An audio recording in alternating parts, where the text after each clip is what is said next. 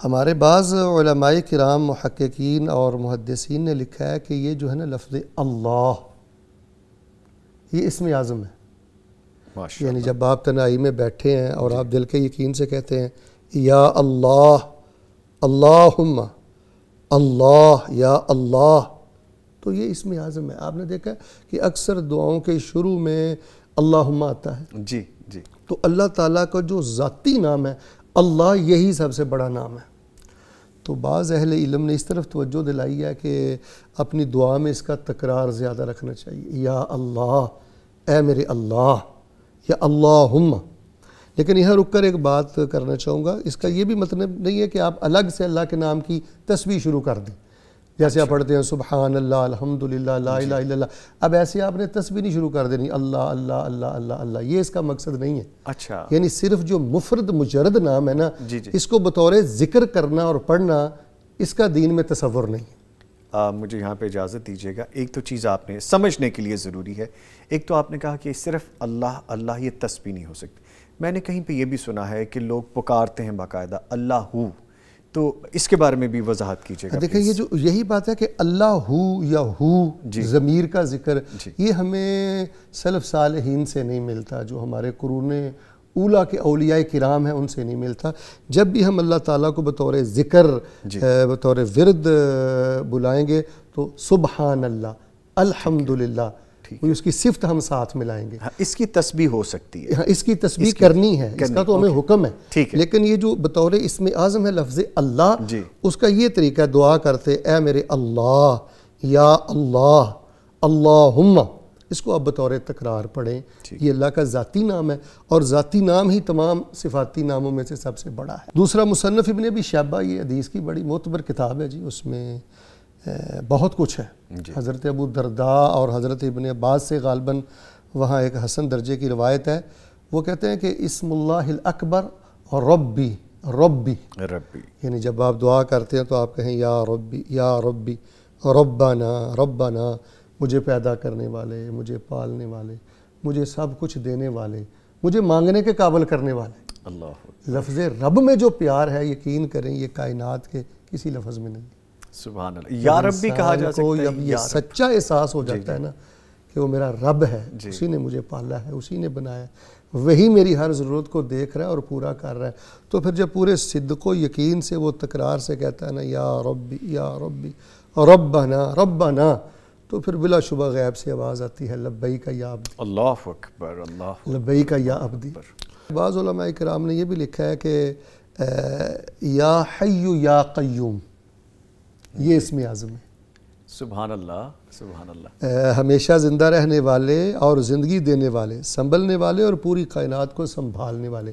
اللہ تبارک و تعالیٰ کی جتنی صفات ہیں اور جتنے اسماء ہیں یہ دو نام تمام صفات کی بنیاد ہیں. زندہ مانیں گے تو آگے چلیں گے نا. جی, ہر چیز کو سنبھالنے والا اللہ کو مانیں گے تو آگے چلیں گے.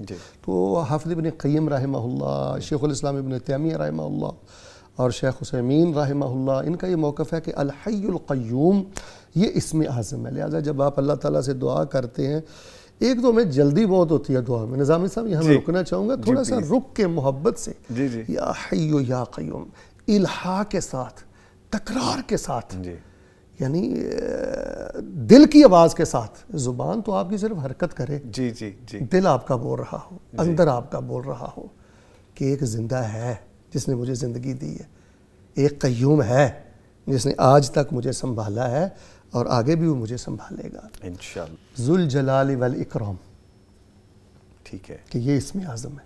اس کو دعا میں بہت زیادہ پڑھنا چاہیے. یا ذوالجلال والاکرام, اے بزرگی والے, جلالت والے, عزت والے, اکرام والے, یا ذوالجلال والاکرام. بلکہ بعض روایات میں بھی آتا ہے کہ رسول اللہ صلی اللہ علیہ وسلم نے فرمایا کہ چمٹ کر اس کلمے کے ساتھ اللہ سے مانگا کرو. چمٹ کر الفظو بیا ذوالجلال والاکرام. ہمارے ہاں جو لوگ کہتے ہیں جی فلاں دعا قبول نہیں ہوئی, فلاں نہیں ہوئی, آپ کی وساطت سے میں سامعین سے پوچھنا چاہوں گا کتنی دعائیں ہیں ہماری زندگی کی کہ ہم نے اپنی مانگنے سے پہلے کو 1000 دفعہ کو 100 دفعہ ذوالجلال والاکرام پڑھا. اللہ اکبر. یا ذوالجلال والاکرام, تیرا دربار عزت والا ہے, تیری ذات عزت والی ہے، بزرگی والی ہے، عزتیں بخشنا اللہ تیری شان ہے۔ تو قصور ہمارے ہاں ہیں۔ ایک تو لفظ اللہ، یا ربی یا ربی یا حی یا قیوم یا ذی الجلال والاکرام، بعض اہل علم نے لکھا ہے یہ جو سیدنا یونس کی دعا ہے نا جی، یہ اسم اعظم ہے۔ اچھا، دیکھیں کہاں سے نکالا ان کو، کتنے اندھیروں سے نکالا۔ جی، لا الہ الا انت سبحانک انی کنت من الظالمین، یہ اسم اعظم ہے۔ اس کو جب آپ دعا کریں تو بڑے تکرار سے پڑھتے رہیں، اور یقین کریں اس میں بڑی لذت ہے۔ اگر اس کے معنی پہ نظر ہونا کہ لا الہ الا انت، اللہ تیرے سوا میرا کوئی نہیں ہے، تو پاک ہے، میں پلیت ہوں، ناپاک ہوں، گناہوں میں ڈوبا ہوں، انی کنت من الظالمین۔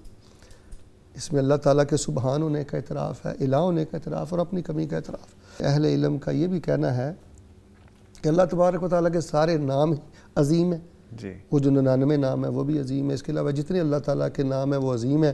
آپ جس کیفیت میں ہیں اس کیفیت میں آپ اس کے ساتھ مطابقت رکھنے والے جس نام کے ساتھ اللہ کو پکاریں گے وہ اسم اعظم ہوگا۔